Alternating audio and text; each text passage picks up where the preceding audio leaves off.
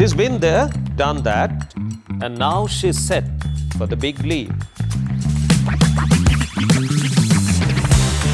On Duologue NXT, I discover how Ridhi Dogra's inner compass aligns with a logical left brain. What's next on her well-scripted journey? Let's find out why her goals don't need boxes, but only vision. This is Duologue NXT with me, Barun. Well, Ridhi, thank you very much for joining me on Duologue NXT. Thank you so much for having me. I'm so excited. So let's start from the beginning. Sure. As we do. Yes. How did you come to acting? Was it your first choice? No, it was not. I often say that I think destiny wanted me to become an actor because I was studying and then I started working in an office. I was working in a television channel. And the only thing that I remember that I left from there with was I want to be my own boss. So which profession is going to give me that? I don't want anyone to tell me how to do this program and what lighting we want and what colors we want. And I was like, no, I can't do this. So after working for the first job, you realized that you're not someone who'd work on command. Yes, I was in college when I was in Delhi. I did a short stint with Suhail Seth in his advertising agency. So that was in those days? Yes. So that was my first job. I did it for a month. I just wanted to see if this is the space I want to be in. And I was like, no. I can't work for other people. Came to Bombay, did my post-graduation here in mass comm, events, public relation. I've also been a dancer. So for most of my life as a child and then growing up, I was with Shamak. I was a part of his crew. And I remember I was still a kid and he had come up to me and he told me, do something about that face of yours. Don't just sit here. And I was like, I don't even understand what that means, You're in Delhi, you don't know, you're far away from the glamour world.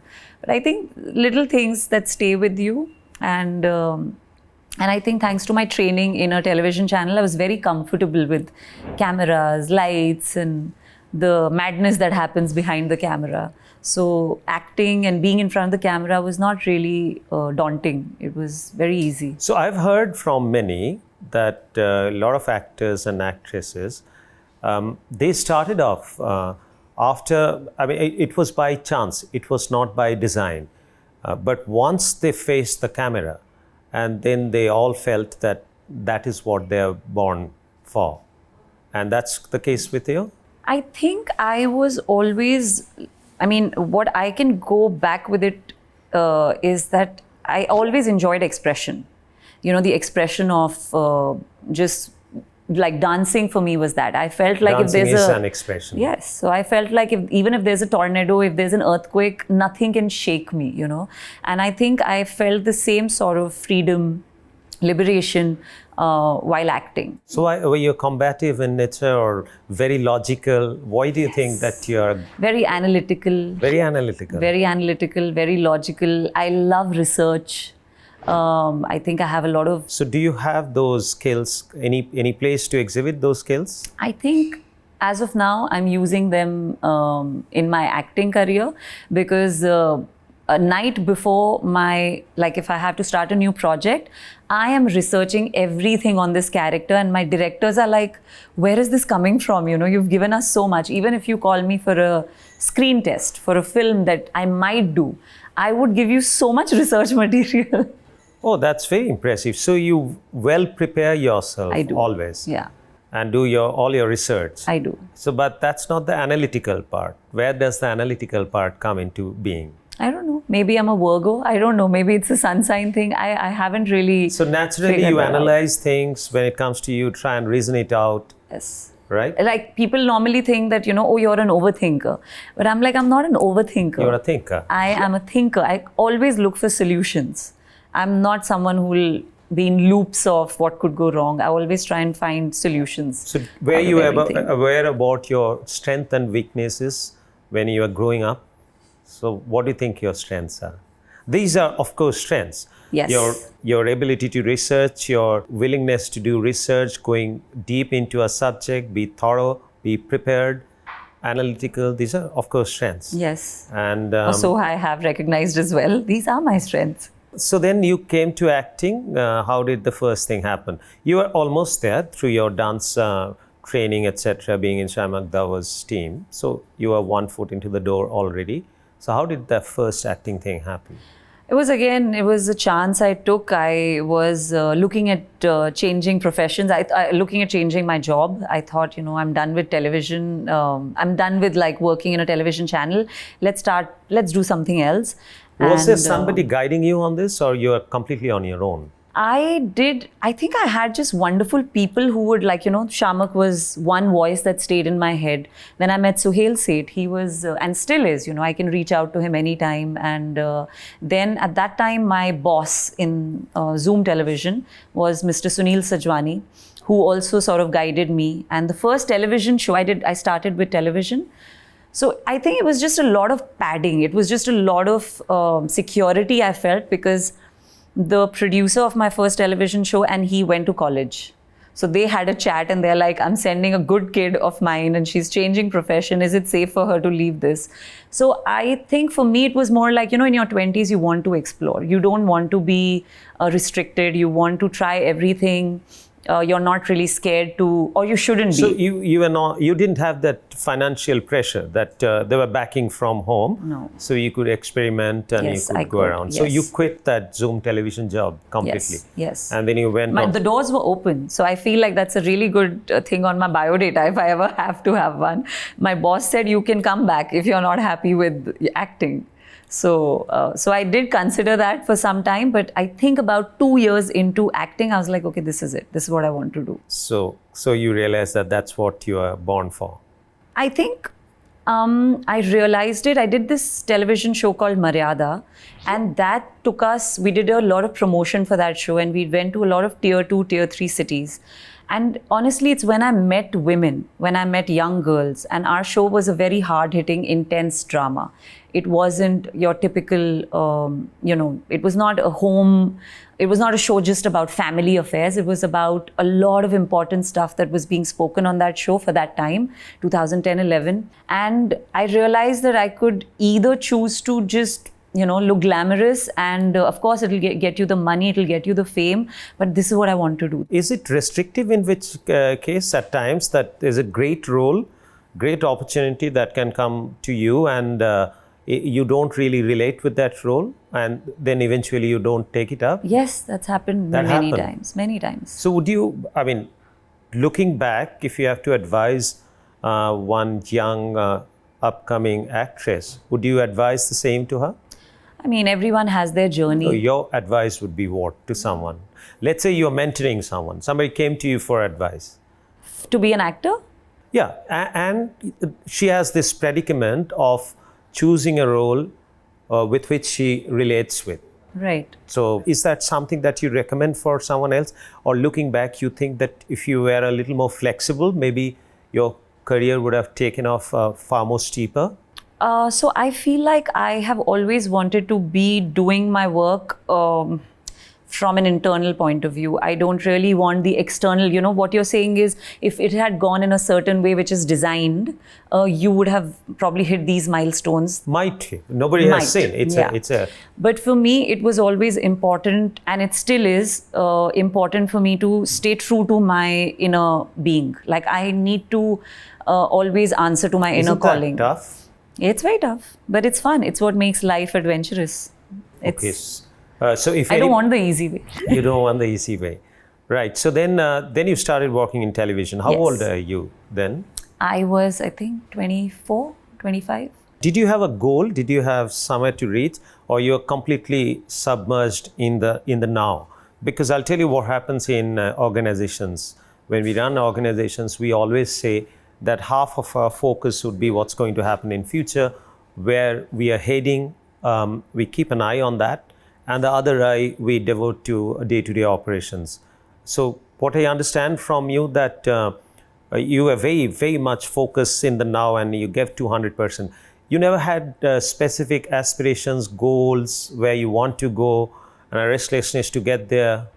I think I was I till date my aspirations and goals are of course there. I won the Oscar. I want to represent our country and I want to do all of those things. But I think what's important for me is to be part of stories that move the needle, that sort of say something that is out of the ordinary, that is disturbing, that is probably not something that's spoken about. So that's something that's very important to me, and there is a lot of scope in that. We have a tendency to pick up things from the Western world which are wrong. Yes. Like we never pick up from Western world the sense of discipline, importance of discipline, individualism, respect for somebody else's time and space. We don't do that. Yeah. But we pick up we wrong take the popular things. Yeah. So that you see this trend, propensity amongst Indian. Yeah, it's a very hard thing to fight. You can't fight it. So I'm very, very excited to do it on my own, in my own space. So when you say goals and aspirations, I think what I'm doing in the present moment is a goal which like every time anyone asks us around any release, they're always saying, do you think there are women-based stories now? And I feel like there have always been stories about women. India has had such tremendous actors, female actors, right from the 30s, and they've always done bold work. But because of westernization, we tend to forget that. Because this is a dialogue. On the contrary, we have Western movies, Meryl Streep and all, Julia Roberts. They've got films which are landmark. Yeah. There are, though I've heard somewhere Sharon Stone is complaining about the disparity of pay, even in the Western world. But we've seen mainstream blockbuster Western movies, and it's not like sporadic ones which you see in India. So Western world that way, I think, had done a little better. I think it's because where there's more repression, there is going to be more of a, revolt. I played a grey character in television, which is like the worst thing to do, because in television, a grey character is a vamp. It's not a grey character. And I was like, no, I'll turn it around. So how do you react to criticism? I love it. You love it? I live for it. Well, that makes us two on the set.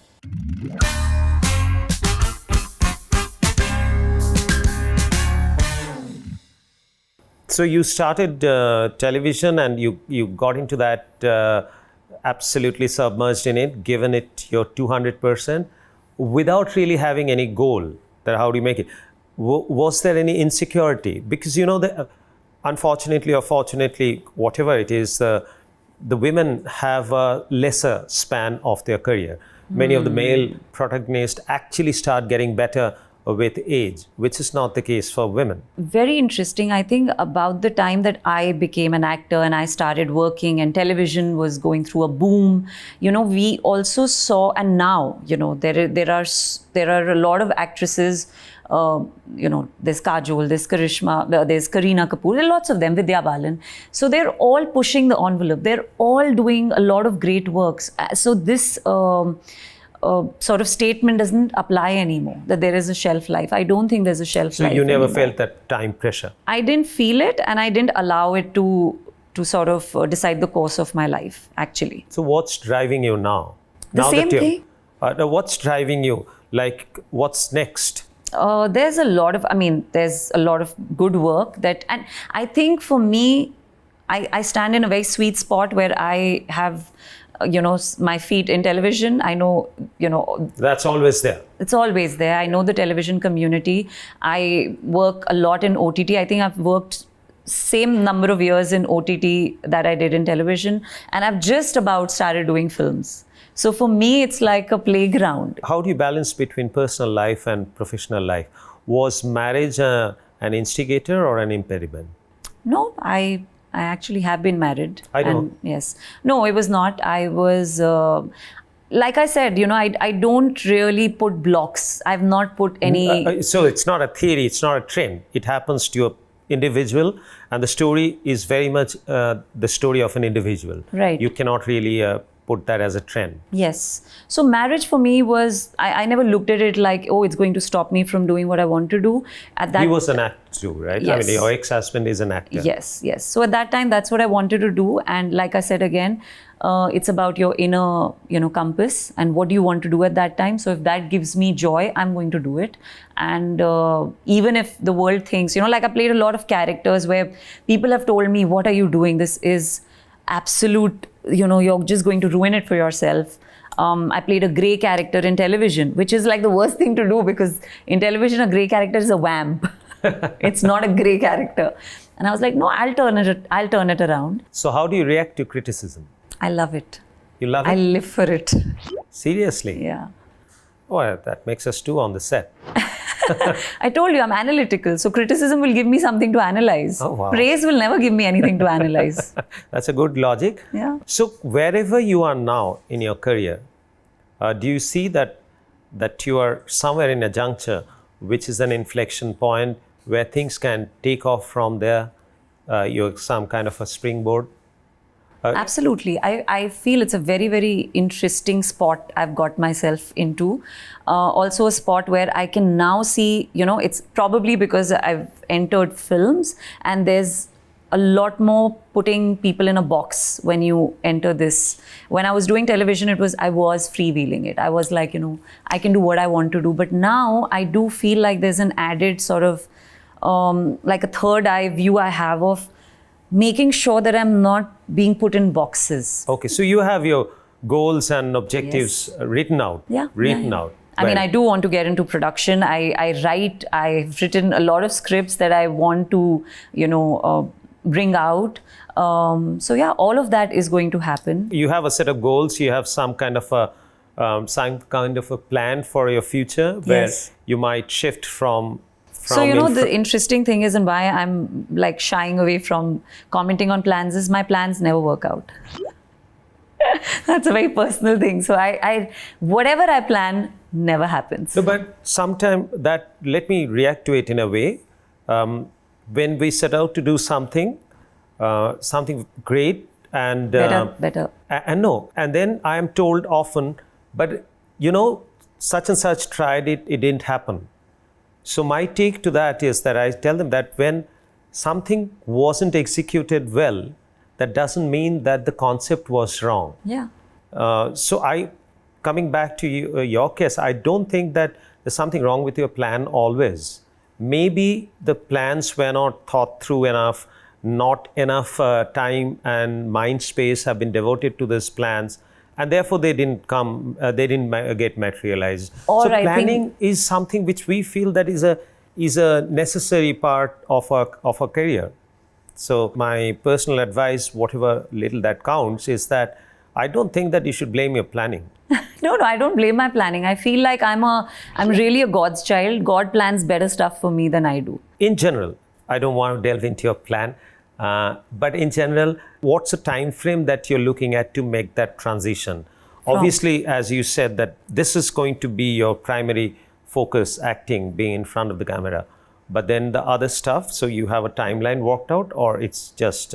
No, I'm here for it. So, the thing with stories is, the thing with storytelling is, it happens, when things come together. It has to be the right time, the right people, the right mix of energies, and that's when you will process any story. I have so many stories written. I have a team that I keep, I will bounce off ideas, and if they don't work out, it's okay. That doesn't mean, like you said, that my ideas or my plans were not right. The timing is not right for that. So like right now, I feel like next 5 years, I want to keep acting. And then, yes, of course, if in these 5 years something exciting comes up, I'm not close to it. If there's a business idea that comes up my way, which I'm excited about because there are a couple of things in my head, I will definitely do it. Look, sometimes some people like me, we have, as you said, that we are very restless because I always feel that there's not enough time for anything. So I advise a philosophy, I advise a way of looking at things. And at various levels, I've said that you need to decide whether you should let it happen or make it happen. Right. So I personally feel that I would take charge. Right. I would like to make it happen because if I let it happen, I don't know. It's not in my control. Yeah. And then sometimes I plan things out where I decide in my mind that failure is not an option, and then I tell my team and everybody who's part of the plan that whether is not the question, when is the question. We would definitely get there. While the timeline that we're targeting is X, But if it doesn't happen within X, it may be X plus delta X, but we would get there. So I think maybe I may have to learn from you and see the other side of it. I think that conviction in planning is what drives me. So maybe. But you're also running an organization. You're running yourself. I'm running my own self. So I make the rules and, Now in the organization also I make the rules. Right, but right. There's not much difference, excepting that you yourself are a brand. Yes. And you are the only custodian of that brand. Yes. I don't know whether you have a team who would advise you or not. But here, the organization that I run is a brand. But fortunately, I have a huge force who are working with me and help me in my course of action. So that's the difference. Yes. But fundamentals are by and large same. Yeah. I have also a huge force, and that's God. So, but I in general let the God rest. Oh, you let the God. So that. Oh, thank you, God. He's letting you rest, so you're working extra for me. Yeah, I guess. I give that extra I'm time grateful of for God people to you. like you then. Right. So, Ridhi, it's been great talking to you. Thank you. And I've learned the other side of a coin. I want to know what you've learned. One needs a mentor. One needs a guiding force. Ekta is a great mentor. Karan Johar is very kind to me whenever I want to reach out to him. For instance, Jawan was very scary for me. I didn't know what to do. And I reached out to these people and they were like, do it.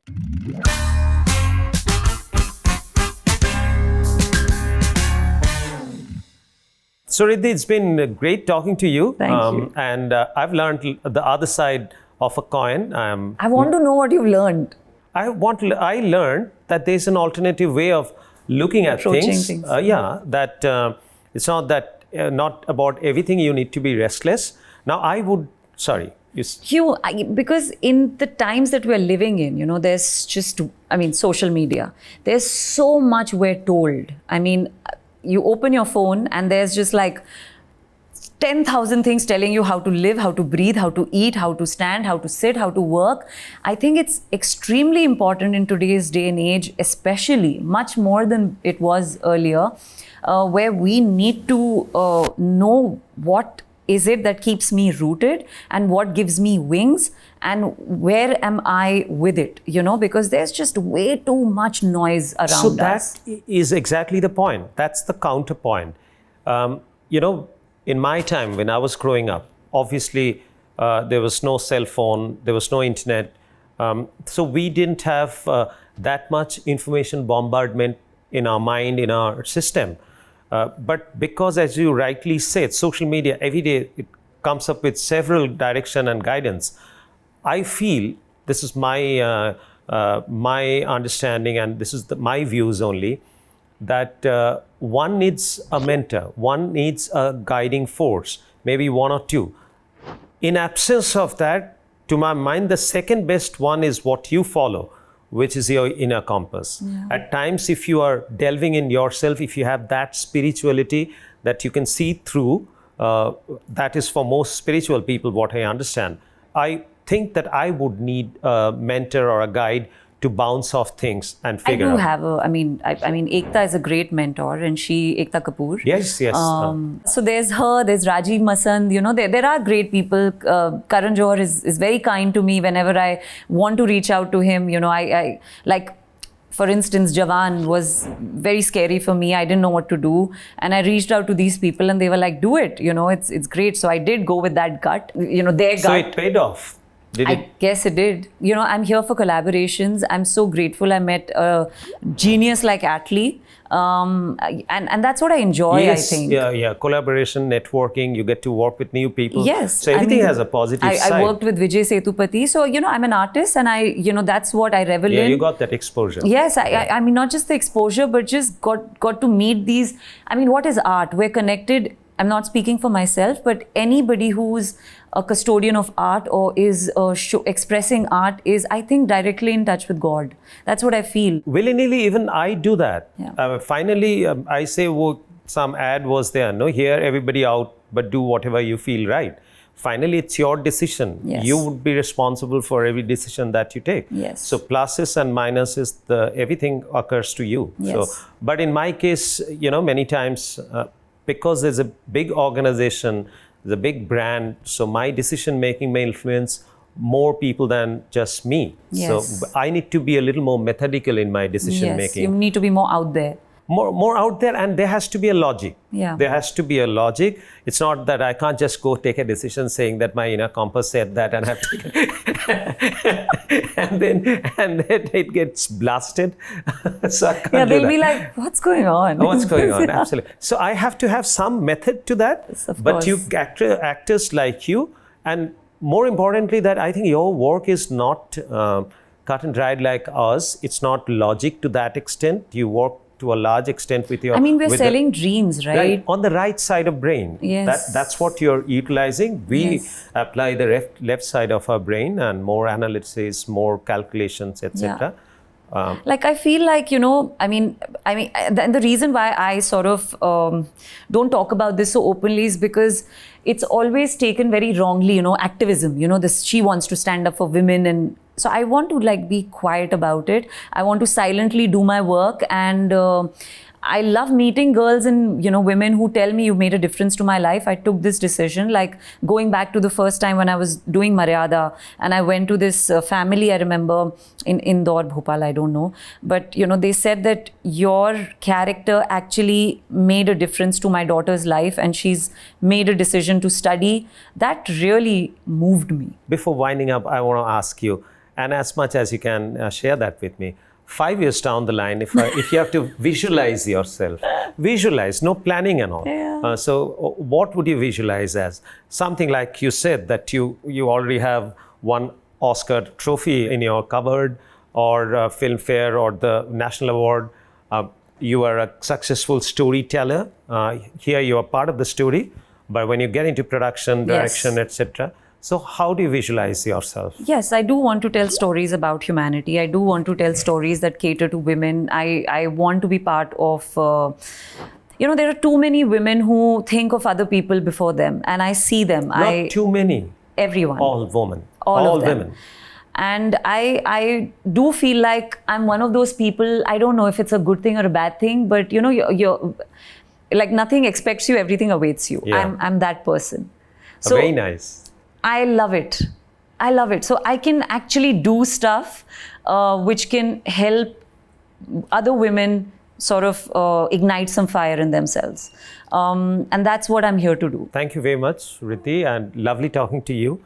Learned the other side of the coin, got exposed to it. Every moment is a learning for me. And thank you very much to come on Thank you, Duologue Barun. NXT. Thank you.